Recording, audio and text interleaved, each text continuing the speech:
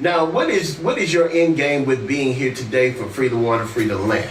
To raise the consciousness, to motivate black people in Jackson to come together and understand that this only happened because we allowed it to. I don't like the fact that a lot of black people like to deify racism. And what I mean by deify racism is you get black people say the reason why they was able to keep that crap capital district is because God basically gave them the power to do it over us. In other words, we don't like to look at the role we play in the oppression we suffer from. And there's too much deification of oppression. It begins with the black church, obviously, right? And I'm not against the church because I'm a descendant of AME pastors, right? But the situation is we approach our political problems the same way we approach our religious problems. Everything is viewed through a Christian lens, a Muslim lens, a Jehovah Witness lens. You can't do that. Why? Because the Bible is not a political manual. It's a religious one. The Quran is not a political manual. It's a religious one. Nothing's wrong with it. But you don't go to those books to solve problems created by racism, because racism didn't exist the way it does now in the times of Muhammad ibn Abdullah and Jesus ben Joseph. So we got to solve these problems using the best Bible of all, and that's the human intelligence of our active minds, you see. So when we start looking at political problems from a religious lens, we start scapegoating God for our lack of responsibility. Let me say that again. One of the biggest psychological problems in black America, we love to scapegoat God for our lack of responsibility. God must have done that. Let's pray harder. I pray every day. I'm a praying person. But I also understand that the God I serve does not work for me. God works through me. And if I don't work for myself, God will never help me. And the problem with black people is we have a learned self-helplessness mindset that makes us think we can't do nothing until God works first. God is the power that works through you. God don't work for you. There you go. There you go.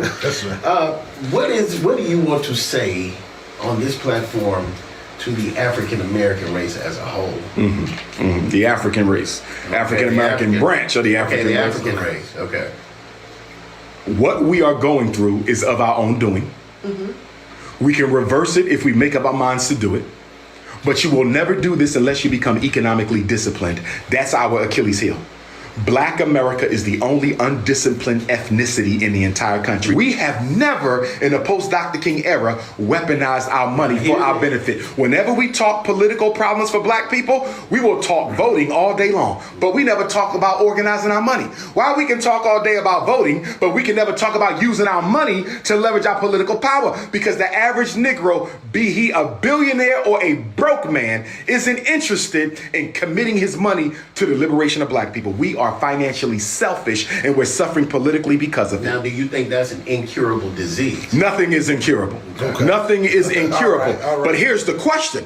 Are black people willing to undergo the sacrificial pain necessary to go from degradation to salvation? That's the question. How much are you willing to suffer? You might be willing to lose your job. You might be willing to lose your house. You might be willing to lose your life. J Money ain't willing to lose anything. Do you follow where I'm coming from? So when we come to the table, we have to stop assuming everybody is willing to sacrifice it all. Find out what people are willing to sacrifice. If this brother says, listen, Doc, I got a family, and I know the race is more important than my unit, but I just can't stomach my family losing a roof over our heads by fighting for Black Jackson. Thank you for being honest, brother. So I know there's certain meetings I'm never inviting you to. There's certain pieces of information you never get because you just told me you will flip. You will flip if the power structure threatens your mortgage. You see? But it's okay because he was honest.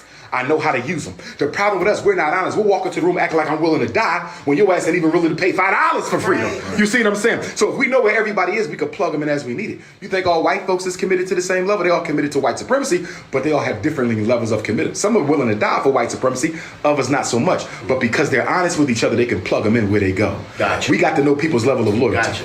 You see what I'm saying? Your application for the community organization plan, put a scale on there, 1 to 10. How much are you willing to live, to die, to go to jail for this? 1, circle. 2, no answer is wrong. Tell them no answer is wrong. We just got to know how we can use you. You got some black millionaires in Mississippi, right? They want to help, but they're not willing to lose their comfortable life. No problem. You never come into an inner council meeting, but I need you to do this over here. I need you to finance this over here. Even with our black celebrities, what are you willing to do? You follow me? I hope it's more than just finance documentaries on people murdered by police, because that's all the hell they've been doing. Every time somebody get murdered, they finance a documentary. Can somebody please explain to me how much police brutality has slowed down because of documentaries over killed blacks? It's not. Power responds to what? Power. It don't respond to documentaries. It don't respond to votes. It don't respond to marches. It responds to power. Get some. We appreciate it, man. I wanted you to let everybody know how important it is for people to support black and for the black dollar to circulate in the black community. Show me a politically devastated people. I'll show you an economically devastated people. Show me an economically strong people. I'll show you a politically strong people. Your economic situation and your political crisis, they go hand in hand. They the top and the bottom. They the yin and the yang. And unfortunately for us, because we're not economically disciplined enough to use our money to benefit our liberation, we never talk economics. Think about all the conversations you've seen on TV. The revolt summits, CNBC reports, black church gatherings. We always talk about we need to vote. You hear about voting 99% of the conversation.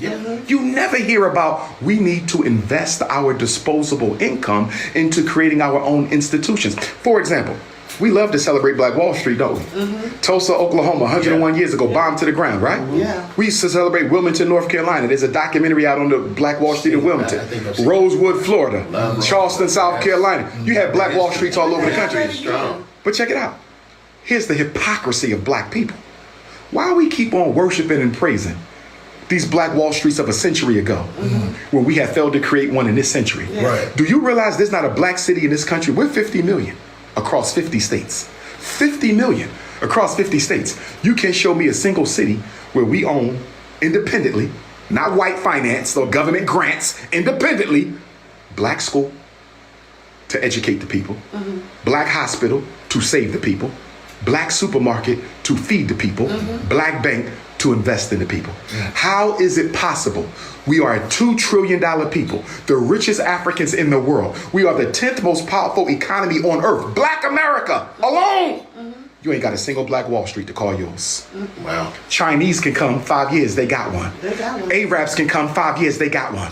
Why you ain't got one? It ain't exclusively due to racism. It's due to the economic selfishness of black people. We are not yet ready to put our money where our mouth is. All right, man. We definitely appreciate you. As I said, I'm related to Frederick Douglass. I'm a kin, not a descendant. His first cousin is my 4 times great grandfather.